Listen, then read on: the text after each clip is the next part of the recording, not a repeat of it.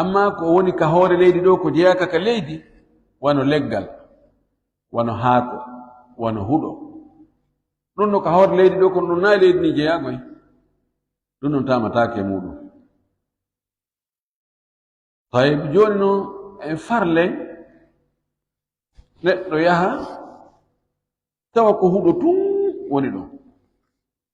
ma ko o nes jalid o nes no hibbi e leydi ndi a wawata yide leydi ndi ko nes ɗo noon a yahay ɗo ha kilo 3 kilo 4 leydi foppo ko nes a wawata heɓde leydi ndi e hoore ma wagu to on heewi ala ndiyam ko beetamo ɗa ko honno watta ko ya juulo hara tamake horɗum ɗon ka a tamuto e horɗum ɗon ma innen on tiyino e hoore leggal o wawata cippade imma kulli no sakkimo ley mo andi waktu on naatay ha o yaltoya tawa himo ka hoore leggal ɗon yalni yo tamo ka leggal ɗon o juula ka ko honno o watta ɓayen timminire ɗum noon inchallahu dambugal ngal o wi kanko ko ɗiɗo woni farillaji ɗin almuhim ko ɓuri sellude kon ko woodi kon ko yatamo ɗo komin arta ɗe balɗe ɗo ka iwgol hajju ɗo ni subaka on ɓara ko nder avion tawimi fi kala ɓari subaka on ɓattike buyi salligi sinaati kono woɓɓe waɗani haqqille mum ɓe anda subaka on hewti lutti wan 30 minutes ɓe salligaki naatayi min fuɗɗi naata ka hurgoji ɗuman no hibba ndiyam ɓe bloki ndiyam ɓe inni yimɓe ɓe ko heewi kon wawgol hutorgol piiji ɗin haray no manki tentini iwruɓe an telimile to hayde haray ɗumannaki ɓe bloki ndiyam tawi joni honno watte ɓe docteur ndiyam ala kono honno watte tawi ka tippete ɗon tapiji waɗaɗi ka tippete ɗon ka avion ini tameɗo fattagulla masata ɗum hule allah foddetaga no ɓuri seeɗa no ɓuri angal ewi si ala no waɗe jaɓete ha heɓe no waɗe si moƴƴuru ala ko bonno noon tuggete ha tuma moƴƴuru heeɓi o haray ko ɗum ɗon ko on tigi heɓi kon yo gollitir ɗum ɗon ha goɗɗum ngo heɓoyo ko ɓuri ɗum ɗon wa sunanuhu sunnaji tamamu yeeɗi ko ɗum ɗo wandi o ƴetti joowere fi farillaji ɗin o waɗi ɗum feere joni ko mawre kadi fi sunnaji ɗin sunna arano on taqdimul wajhi ala al yadayni ko attorgol tawo fittugol ka yeeso maskugol yeeso ngon non si maska newe ɗen tawa ɗo ni ha gayna waɗani ha gayna non si waɗani hara a junniti tayib si a gerdi noon est ce que tamamen haray no boni kan o bona ka jumhur haray si tawi a tewi haray a jogi bakkat a jogi ella kono noon on ɗon tamamu yehi ɗa wawi mo juulirde ko feeñi kon e qaida zahiriya ko wonde on ɗon tamamu ye o gollata se mo luutode e tamamu e nela ɗon almaki man ahdatha fi amrina hada ma laysa minhu fahuwa rad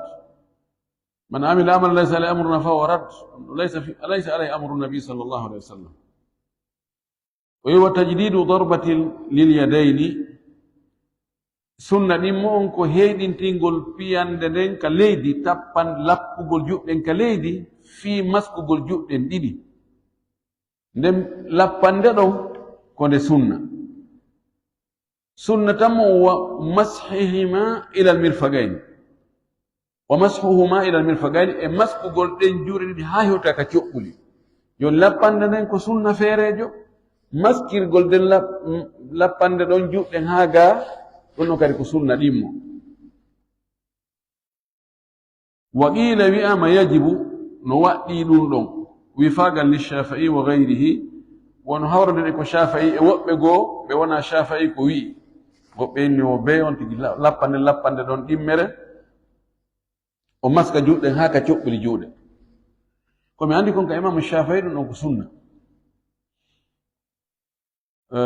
kono no tenti ɓuri ka malikiyankoɓe ɓen. honto ɓe cippi si ɓe wi ɗum ɗo ɓe cippi hadis abdullah ibn umar radiallahu anhu wonde annahu daraba darbatan thaniyatan wa masaha biha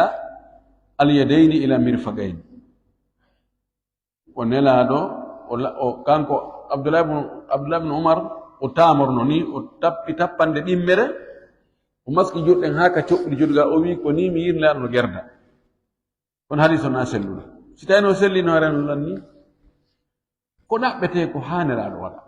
ma o maaka. haray hande kadi ala goɗɗo goo ko wowla ko goɗɗo wowlata fi diina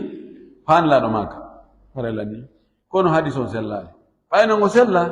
walline mo ƴetten ko selli ko dan tamamuyo ko mi hollire noon nane. wa fadailuhu ɓure tamamuyeɗen albadu bilyadi lyumna ko fuɗɗorgo jungo ñaamo ngon taho maska ngoɗo taho non si maska ngoɗo ɗon woni goo ɓural aranal ngal. ɓural ɗimmal ngal wa tasmiyatu awwalahu e innugol inde allah ka fuɗɗode salli e tamamuye fuɗɗora tawina bisimillah non si lappa joɗɗen ka leydi sabu hadis fi kala kanko e hoore makko tun o sella kono mo jogi laawi goɗɗi goo e shawahiduji goo yani ɗum naɓay mo ha o jaɓo kullu amrin dhi balin lam yubda bi dhikrillahi aw bi bismillah fa huwa abtar. kala hunde joginde fiira ko fandi wo si nde fuɗɗoraka ka gollugol nde inde allah haray ko nde guddere mana ko taƴunde. o wi yani ko ɗiɗo o addi ɓura ɗen ko ɗeɗo ɗiɗo addi o addi ɓural tammal ngal fi noone noon ti maskirta juɗɗen noon. o wi wa kayfiyatu mashi aldira'aini noone maskugol e falaje ɗiɗi juuɗe ɗen zira ko ɗum ɗo ko ɓorde ɗo heɓi ɗo woni zira. noone ɗum maskirte noon an yumirra alyada alyusra ko nde o rewnata jungo ñaamo ngon jungo nano ngon kan afwan o rewna jungo nano ngon alal yumna e hoore jungo ñaamo ngon min fawqil kaffi ka sengo dow newre ɗo sengo dow newre ilal mirfaki ha o hewtoya ka soɓɓunduga ɗo ko feeñi kon ɗo summa batinil mirfaki refti nder soɓɓundu jungo ngon ɗo o adda ilal kuu'i ha o hewtoya kadi ka ku'uhum ɗo ɗum ko kunƴiwum ɗo woni ku'uhum ku ɗo o gayni mana koyo fuɗɗor ko feeñi kon e jungo ngon ɗo o iwra ka ku'u ga ha o hewtoya ka soɓɓudu jungo o yilto o fuɗɗora ka soɓɓudu jungo ga ha o hewtoya ka ku'u ɗo.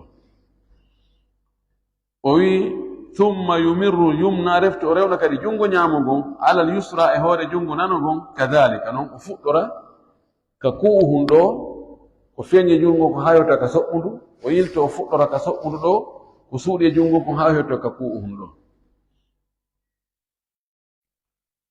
o wi wa kayfa ma fa'ala ajza'ahu idha aw'aba no o gerdi wono no yona mo si o huɓintinni innen o fuɗɗori ga o addini o yilti o wattiri ni no yona ma o fuɗɗori ɗo ni o addini o yilti o wattiri ni no yona kono noon ko ɓuri moƴƴude ko fuɗɗorgol ɗo ni o addira ni kono fo mum so hunni harayno gayna wiiɗen ɗum ɗo fo ha ton jina ɓay hadis on sella en fowtike ɗon. alfaslu thalithu kerol tammongol attayammumu ko yani tamagol ngol mana ko honɗum tamamuye gollata ani fotno wiide ko fe'ilu tayammum golle ko tamamuye gollata kon o wi yanubu tamamuye on no lonto anil wudu'i ga e salligi wa anil ghusli ga e longal minal janabati immorde e janaba wal haydi kono lotanagol fiila yeeru wan nifasi e lotanagol ɓesugol ɗum ko ƴiiƴan jibingol ɗum ɗo fof tamamuye on no wawi lonta ɗum ɗo fof o wawi représente gol ɗum ɗo fof si tawi on tigi imo tayrano salligi makko salligi no salligi on boni jonno o heɓa ndiyan ko salligi o hande kadi so tamike tamami on lontiki salligi on haray o laaɓi wawi juulirde on tamami himo wonduno e longal wuri o heɓali ko lotora ndiyam ko lotora longal ngal ma ndiyam no woodi kono o wata lotare longal ngal sabu nawnare tamami yeso tamike haray ɗum ɗon wonti joni o laaɓi o wayi wa lootiɗo longal fewno ɗon ko noon sonnajo on si tawi joni o yi ƴiiƴa makko fiilayeru o laaɓoyi o ndaari o tawi o laaɓi pos no waɗɗimo yo looto tawi ndiyan ala ma ndiyan no woodi kono o sel eɓɓata ko o lootagol few honno o watta waggu to hewti to yo tamamo he on lontanike mo lootagol fi ƴiiƴan ɗam ko noon siko sonnajo jibinɗo o jibini woni balɗe 10 ƴiiƴan nan acci arde ƴiiƴan jibingo ngo o laaɓi no waɗɗimo yo looto no longal lootorte non ka kono o heɓaani ndiyam ma ndiyam no woodi kono mo nawni o eɓɓata lootagol few wagu to on hewti yo taamo o juula tamamu ye on lontanike mo ngol lootagol ɗon idan tamamu ye no lonto salligi no lonto lootagol longal no lonto lootanagol ƴiiƴan fiilayeru taƴuɗam no lonto lootagol ƴiiƴan jibingol taƴuɗam si tawi ko lootorte ala illa annahu la yajuzu li zawji alhaidi an yata'aha kono noon dagantako son modibbo sonnajo wondunoɗo ƴiiƴan fiilayeru ƴiiƴan ɗan taƴi o laaɓi tawi ndiyan lootorteɗan ala o taami o juuli tamodi makko en ni alhamdulillah ɓay a juuli joni bisimilla seeno ɗen ka danki ɗo wagu toon kañum wawata habbade kono kanko modibbo mo wawi habbade kanko mo wawi habbade ha tuma sonnajo heɓi ndiyan ngam o looti noon si ɓe yiida e daɗɗude kono yarli wagu toon kan no wawi habbade mo joni ko tum e nder leere 10 o heɓoyay ndiyam kono yarli fana no wawi habbade ɗo leere 10 hara fana on feƴƴaali gasata joni noon ma jazali darura la yajuzu li gayriha ko dagori fi feere ala kon dagata ko si feere no woodi kanko gorkon ko yo habbu dagaaki ka o yiida e makko fi on tamamu ye ɗon hatta tagtasila bil ma'i alal mashhuri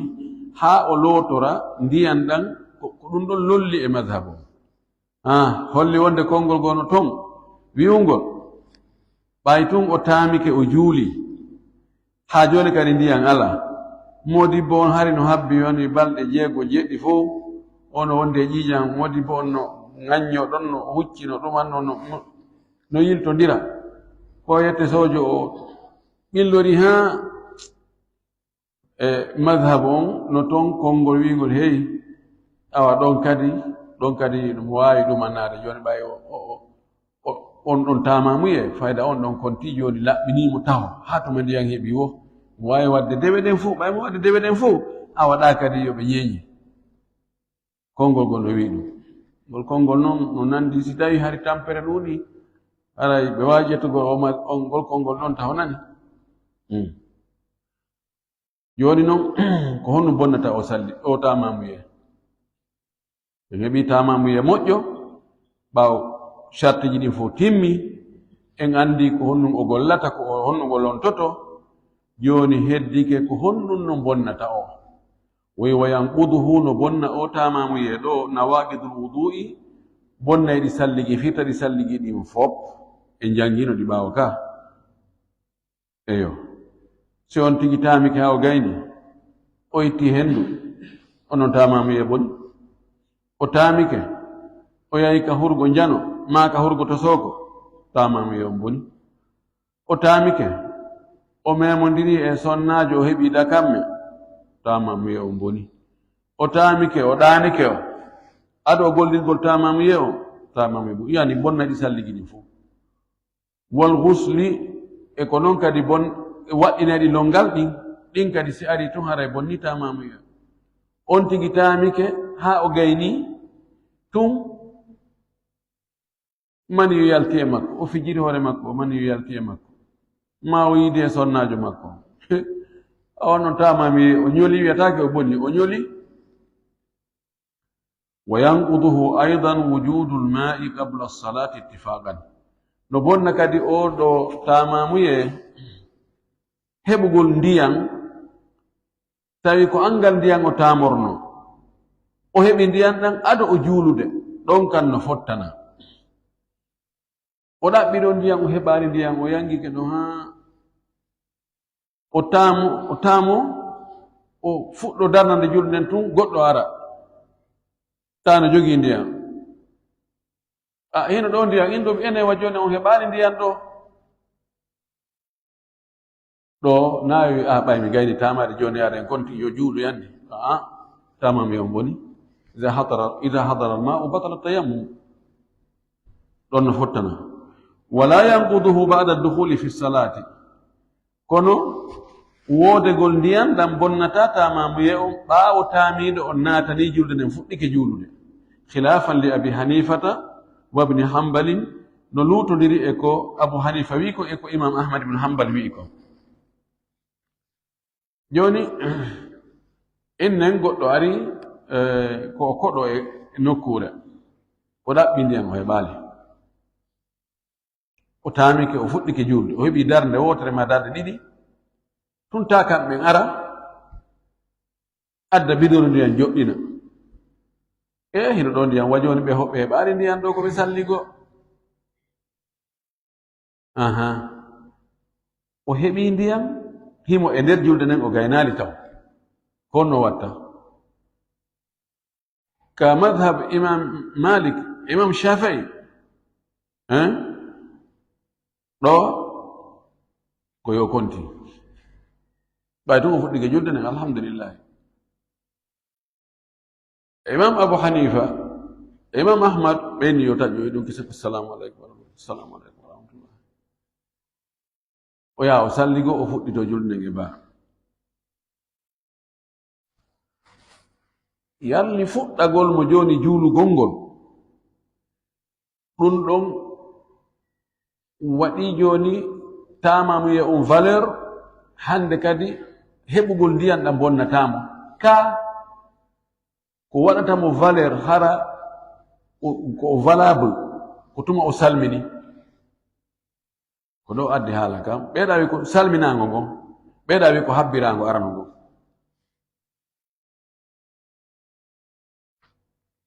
ɓe jogii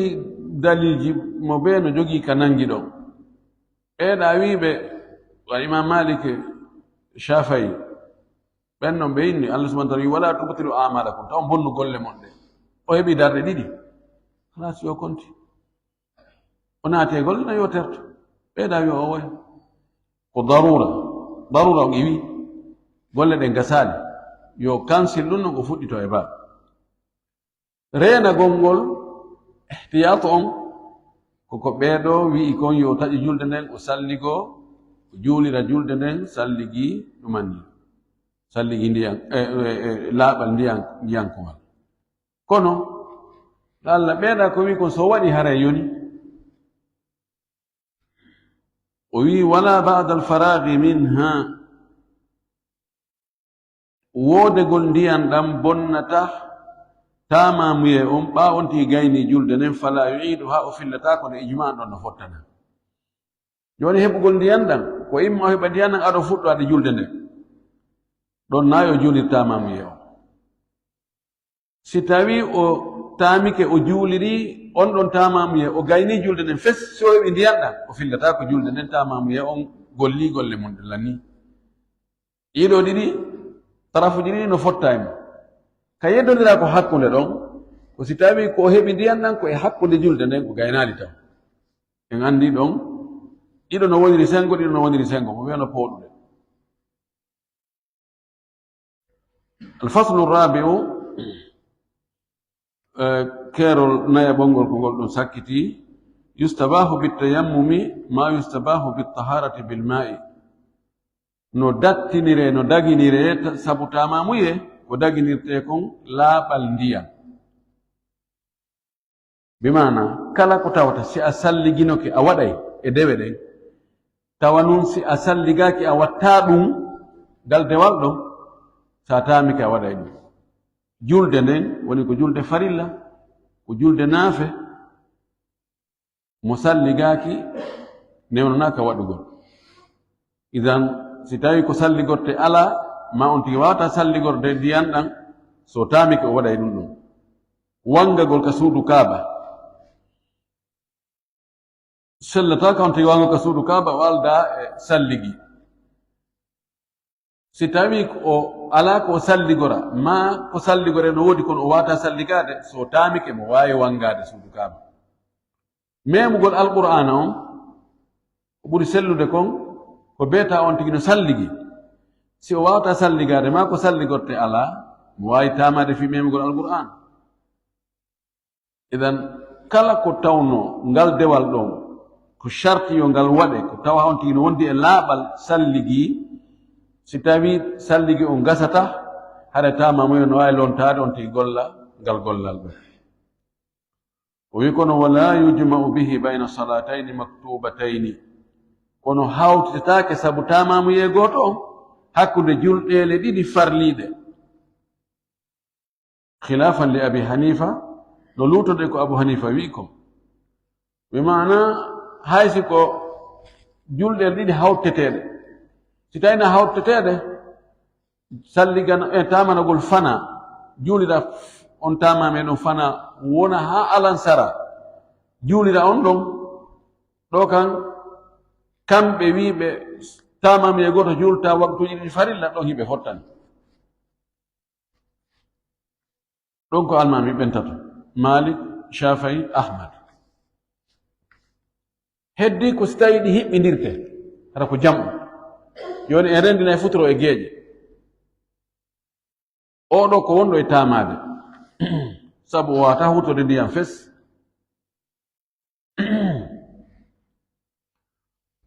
so tamike o juuli futoro assalamu aleykum futoro geeƴe ɗen darnanama ko be kadi o tamoyo ɗo hiɓe yeddodiri woɓɓe maɓɓe inni siko ɗon ɓayɗi hawtete imam malik ɗo jogii riwaya wonde ɗon o juulira ɗon tamamuye goto ɗin waktuji ɗon ɗiɗi ɓayɗi hawtete woɓɓe riwaya go yo o hayɗo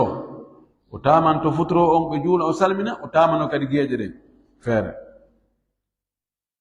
abu hanifa wi wolno ka fuɗɗode kanko si a tamike fannin ko bonnata tamamuye on kon arali tamamuye on ko falama a wawi tamanade fana juuliramo alansara juuliramo futuro juuliramo geeƴe siko bonnata salligi heɓali ma nganto ko tamannoɗa kon iwali machi kongol konngol ɗo fii kala ko kanko tun woni feere kono ko ngol ɗo ɓuri sellude ngol ɗo ɓuri sellude few fannin ko bonnata tamamuye kon bonnata salligi kon heɓali on tigi nganto ko o tamori kon fii muɗum iwali tamamuye on ko valable few o wi wa yujma'u bayna nawafila wa bayna faridatin wa nafilatin wa yujma'u bayna nawafila no wawi hiɓɓindirde nafiloji buy tamamuye goto masalan ko salatu tarawih ko juulugol fi naafe suumaye ko darɗe masalan 10 sa tamike nde wotere ɗa wawi julde ɗum ɗo naafe ɗen fuu hakkude naafiloji ɗa wawi jokkidirɗon haysi ko darɗe 100 tamame goto ɗum probléme ala ko noon kadi yani wa yujma bayna faridatin wa nafila in quddimat il faridatu wono sella kadi hiɓɓidirgol hakkude julde farilla e naafe tamamiye goto o wi kono ko charte yo taw hara ko julde farilla nden attori taw henda gollitirede tamamuye o mana as tamike a juuliri fana no sella on tamameno ka naafitira kadi sunna ratiba on ɓaawo fana a tamike a juuli futuro no sella on tamameɗo ka naafitira kadi salatul sunna ratiba ɓaawo futuro on ko noon geeƴe ɗe woni koni ko ya attota waktu farilla o noon si naafi o ya ɓaawo geeƴe ɗe amma masalan fana taamoɗa ha gayna naafirama sunna ratiba qabla sala ko wiiɗo kon haray sellata on ɗon tamame ka juuliramo fana o manara kadi ko ya yaltu tamoɗa fi fana o kono wiide ɗum ɗon fof no sella o wi wa qala alshafii yatanaffalu qabla almaktubati wa ba'daha ɗo ko madhabe imam malik on wonde ko ɓe attora julde farilla nden si gollitira tamamuye on naafi imamu shafii wi sa tamike ɗa wawi naafude ado julde farilla nden on tamamuye noon kadi juuliramo farilla o juuliramo kadi naafe ɓaawo farilla o mana tamoɗa ha gayna ara ka juulirde naafa juula tahiyatul masjid juula sunna ratiba juula fana salmina fana o wattonaka sunna ratiba hara ko on tamamuye gooto ko ɗum ɗo wiɗen ɓuri sellude bal wiɗen haysi ko farillaji ɗin on tino wawi waɗirde ɗi ɓuyi tamamuye gooto fannin tamamuye on bonali ko ɗum ɗo ɓuri sellude ketenen dalilji en torki allah yo allah hawrengi sawaba yo allah faami e dina kam faamu sellu arsikan kadi golde tiggo jamane ko me golde kon wa akhir dawana alhamdulillah rabbil alamin wa sallallahu wa sallam wa baraka ala nabiyyihi al amin ma adiratan ala al itala ya fo ɗon juuti jaka ha salamu rahmatullahi wa barakatuh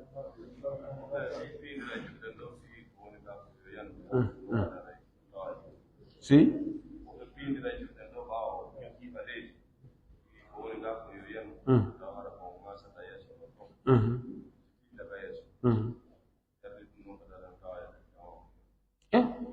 jantike ɗum hari kuntana e man wonu nafdu fa nafada bihima nafdan khafifan hadis wonɗo ko sahih boukhari e sahih muslim ɗum ɗon no tawa si tawi goɗɗum no yowi amma si koye hayre fetere tawi ala ha to jina on si koye mbukula ni hara e piihoy no manni ga fa nafada bihima nafdan khafifan nus